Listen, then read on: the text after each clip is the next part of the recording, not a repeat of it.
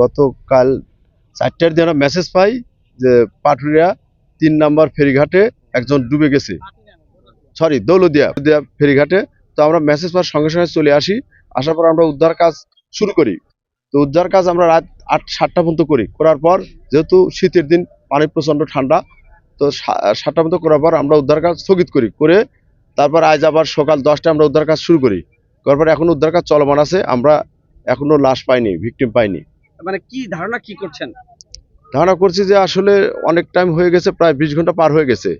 হয়তো লাশ মাটিতে হয়তো নেই, হালকা হয়তো উপরে উঠে একটু ভাসমান অবস্থায় আছে আর কি। তারপর আমরা উদ্ধার কাজ চলমান আমাদের আছে, থাকবে যতক্ষণ পর্যন্ত আমরা ভিকটিম না পাই। যে নিখোঁজ হয়েছে রেজাউল, তার পরিবারের সাথে কথা বলতে চাই। তার ভাই আছে আমার সাথে, আমি একটু জানতে চাই যে আসলে ঘটনাটা কি ভাইয়া, একটু বলবেন? ঘটনা হলো, কালকে ছোট্ট একটা মেয়ে আমাদের বাড়ি যে খবর দিছে যে আপনার বাইরে মাইরে ফেলাইছে। তখন আসলাম, আসার পরে ফায়ার সার্ভিসে ফোন দিলাম, ফায়ার সার্ভিস আসলো আধা ঘন্টা পর 1 ঘন্টা পর। পরে তারা বললো যে আমাদের ডুবারও নাই। তাই আমি বললাম তাহলে ডুবারও কোথায় আছে, বলে উপর আছে। তাই আমি বললাম যোগাযোগ করে আসতে পারেন। পরে আসতে বলছে, তারা আইসে সেরে উদ্ধার কাজ চালাইছে। উদ্ধার তৎপরতা অব্যাহত থাক আমার ভাই না পাওয়া পর্যন্ত। যেহেতু কালকে বিকেল 3টার সময় পড়ছে, এখন পর্যন্ত তার বেঁচে থাকার সম্ভাবনা নেই বললেই চলে।